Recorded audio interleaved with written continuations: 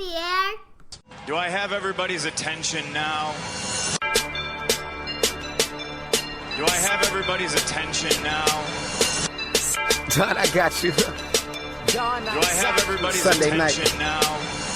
You put them cameras on me, then you must be willing to get that heart touch. This a must-see feeling. The news ain't good, then it must be villain. So I say a tag grounded, I don't trust these ceilings. Spread across your nose, and I'm on your ear. Highest necks on the cloud.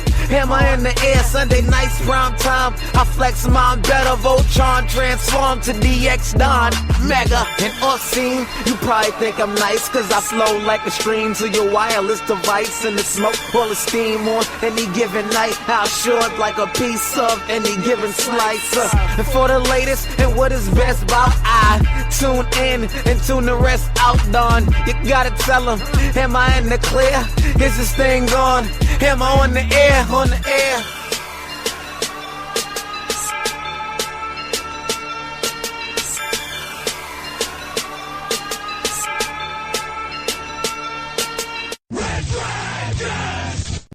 Well, what is going down, everybody? Welcome to a very, very special edition of Am I on the Air? I ain't joking. I mean, I say every episode is a very special episode of Am I on the Air?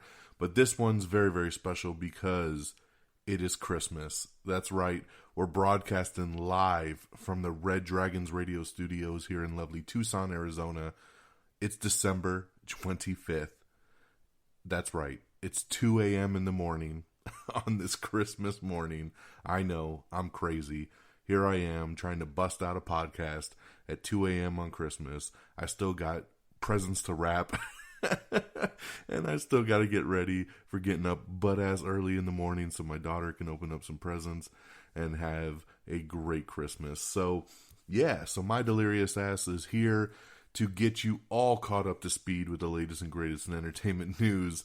So, happy holidays, Merry Christmas. We are here and ready to rock and roll because this is how dedicated I am to this podcast, that I'm here in 2 o'clock in the morning recording a new episode of Am I on the Air? It's season 19, episode 11, and tonight's show is titled Rise. All right. It's titled Rise because there's only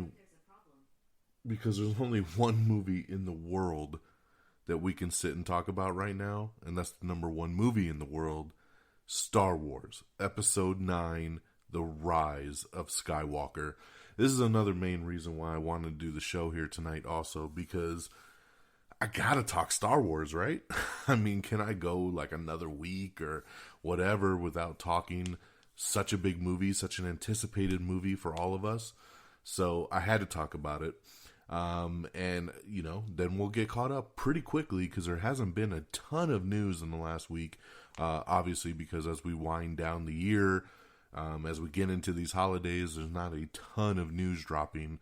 And there probably won't be until January hits. So let's get into it. The Rise of Skywalker, the latest Star Wars film, the last of the Skywalker Saga. That's right. Remember, this is the Skywalker Saga that started back in 1977 with A New Hope, Empire Strikes Back, Return of the Jedi, and we thought that was it. And then many, many, many, many moons later, the prequels came out. Phantom Menace, Attack of the Clones, and Revenge of the Sith. And then we thought, well, that's it. Star Wars is done. 6 episodes in the books. And then Disney came and bought Lucasfilm and decided to resurrect Star Wars. And we got Episode 7, The Force Awakens, directed by J.J. Abrams, which I love The Force Awakens.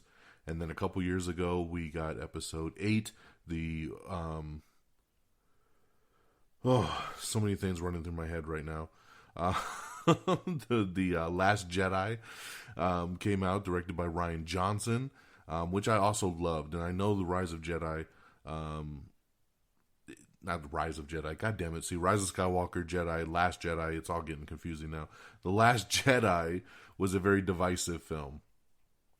That some people love it, some people hate it. I'm on the love side. I really, really like that film. And then now here we are, Episode 9, Rise of Skywalker, ending the Skywalker Saga, the journey of these characters that we've been following for 40 years. It's been a hell of a ride. So I have loved this new trilogy. It's funny because I was just talking to my wife earlier about these movies, and she was telling me how, and my wife's the same age as me, and we grew up on all the Star Wars movies, and she was telling me how this trilogy, this last trilogy with Force Awakens, Last Jedi, and Rise of Skywalker is her favorite of the Star Wars. And I was like, okay, that's pretty interesting, and the more I started to think about it, man, they're pretty high ranked up there for me as well, too. I still need to sit down and actually rank them all out. That's going to be the tricky part, is actually layering all 9 of these films to see where they fall for me. But I saw it opening night in IMAX, and I loved it. I really, really did. And this is another one of those movies that I feel is a little bit divisive, but I feel... So Last Jedi, I feel, was very divisive among a lot of fans, where so far to me, I feel like Rise of Skywalker is divisive between critics and fans. A lot of the critics are the ones that just really don't like this movie and are kind of trashing it, and it's got a rotten score on Rotten Tomatoes. It's very weird, but the majority of the fans, like you and me that went and saw it, really like it. I know when we saw it opening night in IMAX, and the credits hit, there was people standing up. I mean, everybody started clapping. Everybody seemed to have a great time with it. I've actually seen the movie twice already. I saw it opening night in IMAX, and then I saw it actually Monday night. I went with my wife and my daughter, and I loved it even more the second time I saw it, and I was able to pick up on a lot of little pieces and different things I didn't catch the first go around that really helped the story for me. I really, really dug the ending. I dug the wrap up. I dug the evolution of all the characters. This movie I thought was just fun. I like the other movies, but this movie's pacing is really, really good. And it's just, there's a lot of great action, and there's a lot of good comedic beats. And I just really, really like this movie. And I want to shout out Daisy Ridley, man. I mean, there's just something about this girl as this character, Rey, that just resonates. And, my daughter just loves Rey. And I'm watching these movies and I see the emotion in her eyes, and she can carry a scene with just a look. And it's not easy to do. I just think she's so fantastic in these. So just shout out to Daisy Ridley. I was glad to see that Oscar Isaac and John Boyega got more to do in this film. It was cool to see them kind of together as a group. I like the way they handled the Princess Leia part of it. I like the way they kind of just tied everything together, bringing the Emperor back, Kylo Ren's journey. I really, really dug everything this movie had to offer me. So walking out of it, I was like 5 stars, man. 5 out of 5 lightsabers for the Rise of Skywalker. And then especially after I saw it the second time, there was no doubt in my mind that this was a 5 out of 5. So there you go, man. Love it or hate it. This is just my personal opinion. I've seen it twice, and I absolutely love it. So I highly recommend to check it out. I think it's a great wrap-up to the saga. It actually makes me want to see more. I would love to see an episode 10. I wish they would continue this journey, especially with Rey, as awesome as she is by the end of this movie. I would love to see the further adventures of this crew. And it's kind of a bummer that they're kind of, shifting to a different, area of the Star Wars universe. I mean, it would be nice to get some new stories, but to me, in the end, Star Wars to me is the lightsabers. It's the Jedi, it's the Sith, and I don't know if we're going to get that anymore, and that's the unfortunate part. But hey, we'll cross that road when we get to it. So for me, Rise of Skywalker, like I said, 5 out of 5 lightsabers, man. I absolutely loved it both times, even more the second time. My daughter also agrees, 5 out of 5 stars, and even my wife gave it 4 out of 5 stars, which is, very, very high remarks for her because she's not a Star Wars fan. So just goes to show, man, everybody can find some joy out of it. Okay, now quickly I wanted to touch upon a couple other shows that I've been kind of digging around and jumping into. Now, just launched last week on Hulu is Marvel's Runaways. Runaways is on season 3. Yes, it is the final season, which is a bummer, but I'm about halfway through the season right now. All the episodes are available to binge, And like I said, I'm about halfway through the season right now, and I'm really, really digging it. This season is got a real good pace, and I like the way it's going down. So if you're a fan of this series and maybe you just have given up because you know it's the last season, I recommend you jump back in and give it a shot and let it wrap up, because I'm really digging it. I started watching Raising Dion over on Netflix. I know this show's a couple months old at this point. I just haven't had a chance to get into it. But I did watch the first episode of it, and I really like it. I'm very intrigued to see where it goes. This is the story about the little kid with powers, and Michael B. Jordan is involved in it as well, based on a very little-known comic book. But I really, really like it, and I can't wait to continue to watch it and see where it takes me. So Raising Dion on Netflix. And then another show I decided to watch on Netflix, which I knew was probably going to be stupid and cheesy, but I was like, hey, man, I love me some stupid and cheesy half-hour sitcoms, right? And Netflix all of a sudden is trying to get into this genre of the sitcom, right? So they have a new show called Merry Happy Whatever with Dennis Quaid. And I watched the first couple episodes, and it's pretty bad. It's pretty cringeworthy at times. It's got a decent cast in it, and that's why I wanted to give it a shot, because it's got some good comedic people in it and some people from other shows that I like. But at the end of the day, it just feels fake. It has that canned kind of laughter where after everything somebody says in the show, it's got the just canned laughter that just drives me up a wall, because it's just so not real. I don't want to hear fake laughing after every punchline. So I just wanted to throw that out there in case anybody was maybe skimming through Netflix and saw it and was like, oh, maybe I should give this show a shot. You probably shouldn't. So that's just a couple quick things, like I said, that I just wanted to kind of dive into real quick. And then with that all being said, let's get through the news of the last week, because we got some stuff to guide on through.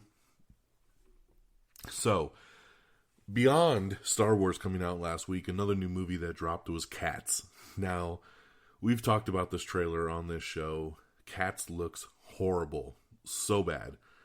It is getting ripped apart by critics. It is horrible reviews, and it bombed in the box office over the weekend.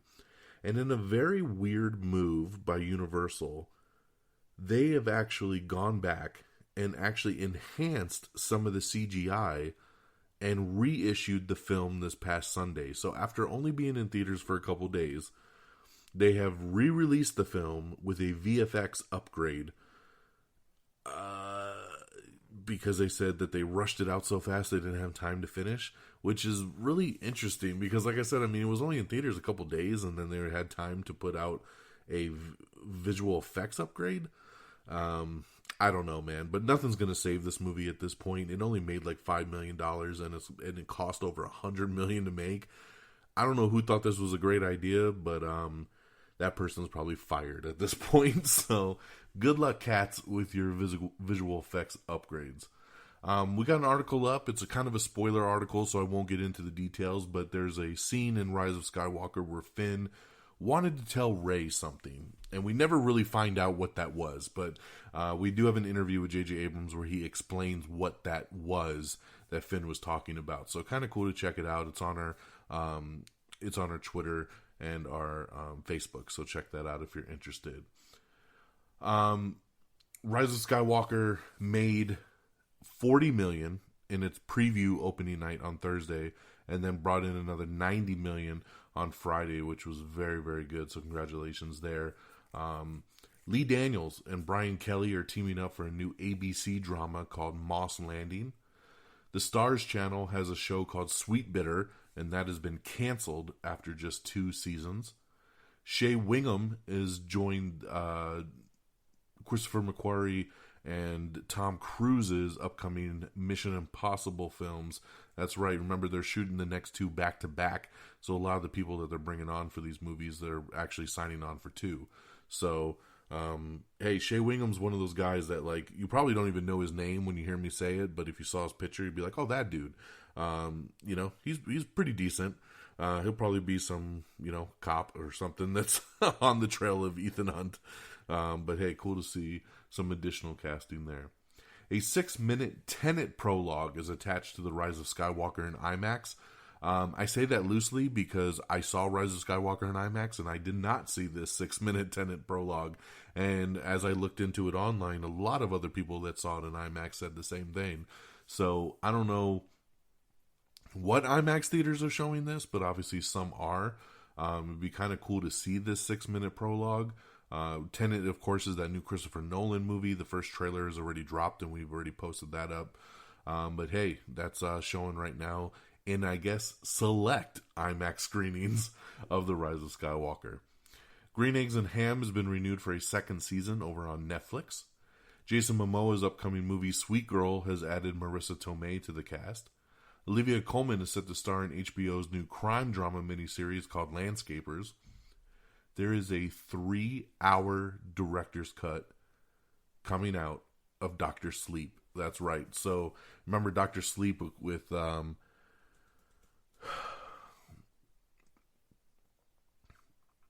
I can't even, man, maybe I shouldn't record a show at 2 in the morning. So there was the Stephen King movie, Dr. Sleep, which was the sequel to The Shining. Ewan McGregor was the name that spaced me for a second. It came out back in November and it actually bombed. It did not do very good, which was unfortunate because the reviews were actually very strong and everybody that saw it really liked it, but it was a long movie. It was about 2 hours and 40 minutes or so. And now there's going to be a full 3-hour director's cut coming out when it hits Blu-ray. So that will be interesting. I will definitely check it out. Dr. Sleep is one of the few movies that I did miss in its theatrical run when it came out. The Saved by the Bell reboot has cast John Michael Higgins as the new principal. Remember, this is not really much of a reboot. This is more of a continuation that's going to be on the NBC streaming app, the Peacock. So John Michael Higgins is great. I think he'll be an awesome principal for Bayside High. James Cameron says that he's going to be re-releasing Avatar soon and that then it will top Avengers Endgame and become the biggest grossing movie of all time once again. I knew James Cameron was going to do this. He was not going to allow Endgame to hold that record. He just wasn't going to do it. And basically, if you read the full article, it's like he's like, I'm going to let Endgame enjoy a little bit of time here at the top, and then I'm going to re-release Avatar and take that record back. Is basically in a nutshell what he said. And there's no doubt that this is probably going to happen because Endgame barely beat Avatar.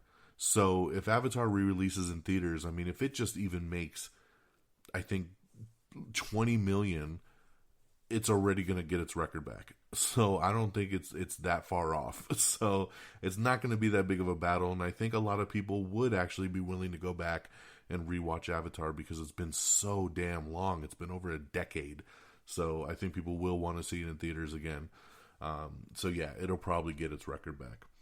The Christmas Chronicles 2 has officially added Tyrese to the cast, so congratulations there. He's joining up with Kurt Russell for that sequel, which I'm looking forward to, man. Christmas Chronicles is actually pretty cool over on Netflix. So Hulu was going to actually do the Vampire Chronicles series, that's right.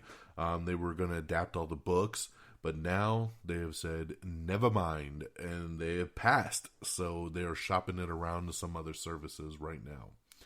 Speaking of shopping around to other services, the Lego movie rights have officially dropped from Warner Brothers and they have moved to Universal Pictures. That's right, Universal Pictures has picked up the rights to Lego Movie.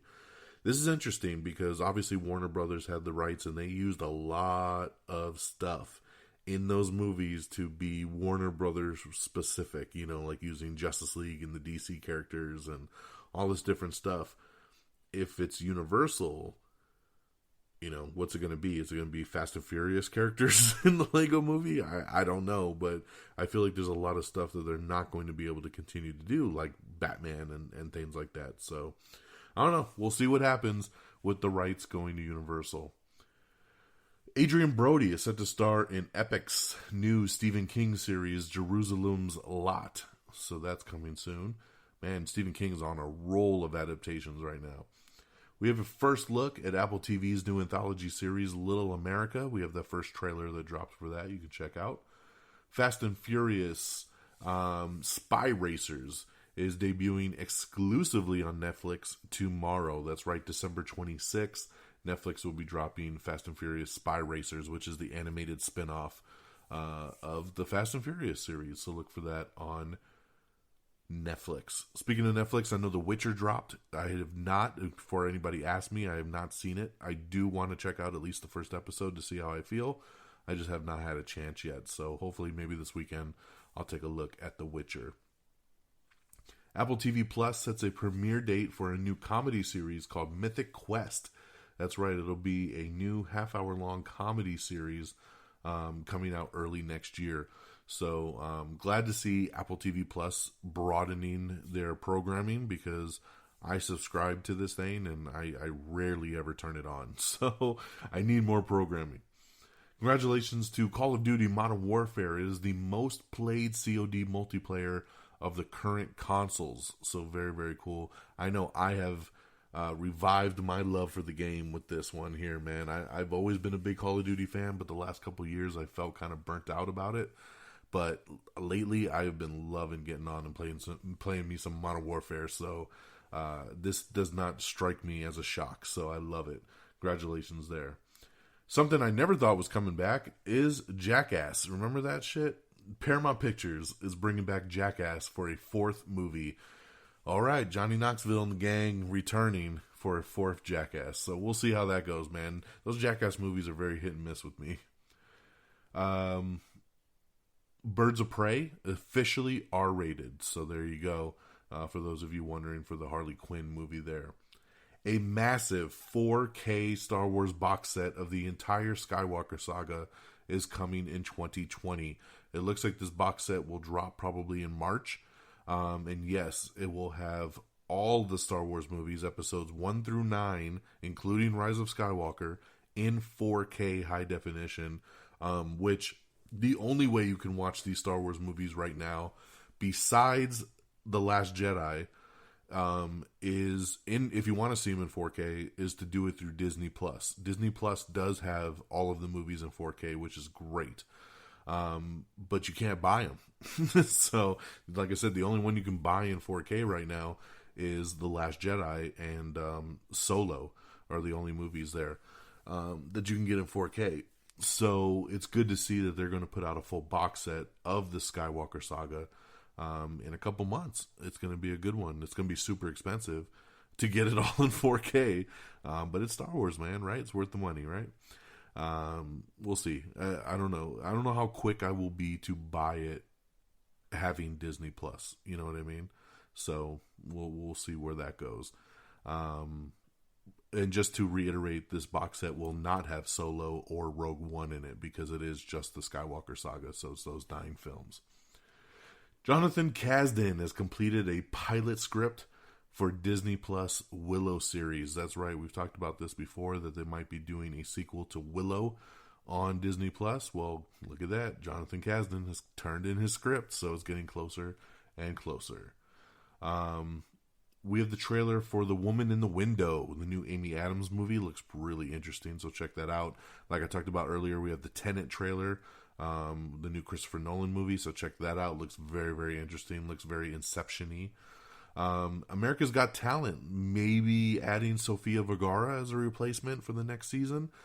So we will, she did meet with NBC about joining AGT for season 15, so we'll see where it goes. I do love me some Sofia Vergara, and I do love me some America's Got Talent, so it sounds like a great mix for me. FX looks to possibly be doing a Carrie limited series adaptation. Of course, Stephen King, once again, ching, riding it all the way to the bank. Yes, FX is in the very early stages, so it's more a rumor mill at this point, of developing a Carrie limited series for the Stephen King classic. So we'll see where that goes. Amazon's Wheel of Time series is adding some more people to the cast, so they're getting that put together. Vin Diesel's Bloodshot has been pushed back a month. It was supposed to come out in February, and now it's going to come out in March. So keep an eye out for that. I'm looking very forward to Bloodshot. Sucks I got to wait an extra month, but hey, It looks like there's no real big competition for it in March, where it was going to be up against a lot of stuff if it stayed in February, so that's why they shifted it. We have the new trailer for The Gentleman, which is the new Matthew McConaughey movie. I think it looks really, really good. So, directed by Guy Ritchie. So, check out the new second trailer that just dropped. Going back to the rumor mill, could Daniel Radcliffe be Moon Knight? I don't know. Question mark. That's a big rumor going around right now. So, keep that in your back pocket. Daniel Radcliffe, maybe Moon Knight. Ratings. SNL. This past Saturday, Eddie Murphy hosted, and I gotta tell you, I loved the episode. I actually watched every single sketch this past Saturday because it was that good of a series. I really, really dug it.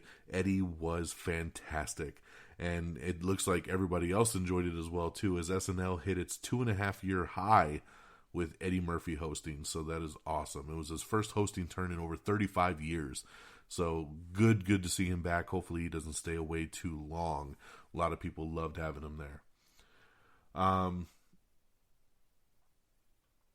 The holiday box office getting more crowded on Christmas Day because tomorrow Little Women, Spies in Disguise, and Uncut Gems is opening nationwide. So there's a lot of stuff going on out there in the movie stratosphere.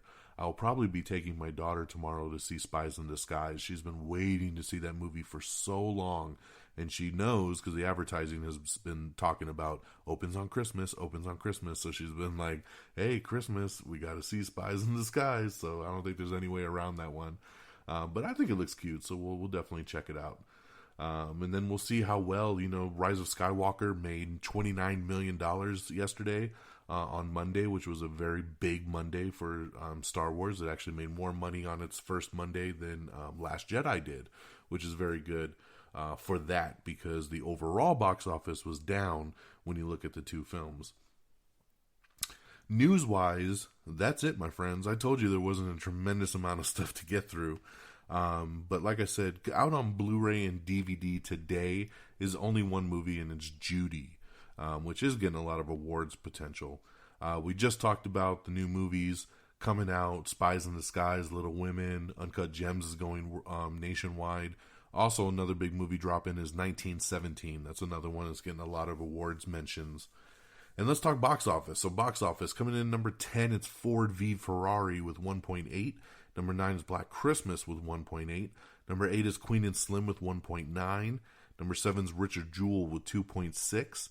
Number 6 is Bombshell with 5.1. I still really need to see Bombshell. I want to see that movie bad. 5.1. Number 5 is Knives Out with 6.1. Number 4 is Cats with only 6.5. Number 3 is Frozen 2 with 12.3. Number 2 is Jumanji, The Next Level with 26.1. And number 1, Star Wars, The Rise of Skywalker, $175.5 million. That's right, $175 million. So very, very big opening there for Rise of Skywalker, but it is down because The Last Jedi made $220 million in its debut weekend. So it's a pretty decent sized drop. So you can see, the movies made so much money starting with Force Awakens, and then it dipped down for Last Jedi, and now it dipped down again for Rise of Skywalker. So obviously the fever for Star Wars is not as hot as it once was, but you know what? Still don't let it take away from anything else. That is still a shit ton of money, so enjoy it. That's it, my friends. With nice, sweet half-hour show like we love to do, and I'm glad we was able to get it out for you guys here on this early Christmas morning. Man, I still got a lot of shit to do, and it's 2:35 a.m. now. And I gotta be up in like 4 hours. Oh boy, it's gonna be a long day. But hey, thank you so much for tuning in, and I hope you appreciate the things that I do for you guys. So thank you so much for a great 2019. This was an awesome year for the show and just in life. So thank you all for supporting. Hey, let's do some quick shout outs. Of course, our website is amiontheair.com. Like us on Facebook at facebook.com/amiontheair. Follow us on Twitter at amiontheair for all the news as it drops live and in color. You can follow me on Twitter personally at DXDonMega. Follow me on Stardust at simply Don Mega, DonMega. I'll follow you back. Stardust is awesome, and I'll continue to be blasting out my reviews on there. Of course, we're available on Apple Podcast. If Apple Podcast ain't your thing, don't worry. We're on Spotify, iHeartRadio, Spreaker, Stitcher, TuneIn, Google Play Podcast. We're all over the interwebs there. You can find us on YouTube. You can find us on Instagram. Just search Am I on the Air? And, of course, shout out to our great affiliates at reddragonsradio.com. That's reddragonsradio.com. Follow on Twitter at reddragonsradio. It's a great podcast hub site that not only streams us on demand, but a lot of other great podcasts as well. Like I was saying earlier, just thank you everybody so much for the support. Thank you for tuning in to Am I on the Air on a weekly basis and using this platform to get caught up in all the latest and greatest in entertainment news. If you guys didn't support the show and didn't listen every week, I wouldn't do this. I only do this because I love the feedback, and I love that you guys like tuning in and like listening to this show, and that means the world to me. So this will, is probably our last episode of 2019. Maybe 95% sure. But we got a lot of stuff cooking. I want to do a spoiler review of Star Wars. We of course have to do our 2019 wrap up, our top 10 movies of the year. We got to do a most anticipated list for 2020. There's a lot of specials. You're going to see some Am I Still on the Airs coming out here soon. And then of course, some more Am I on the Air, bringing you the latest and greatest in entertainment news, as we always do. So, lots to be grateful for, lots to celebrate for. But hey, it's Christmas, man. It's December 25th. I got to get out of here. Santa's on his way. Santa Claus, I know him. But he's on his way. And of course, right around the corner is New Year's. And we hope for a big, happy, healthy, great 2020. So, thank you all from the bottom of my heart. Thank you for the support. Take care of yourselves and each other. Have a great happy holidays to all of you all. And until next time, peace. Bye, everybody. Red Dragons! Red Dragons!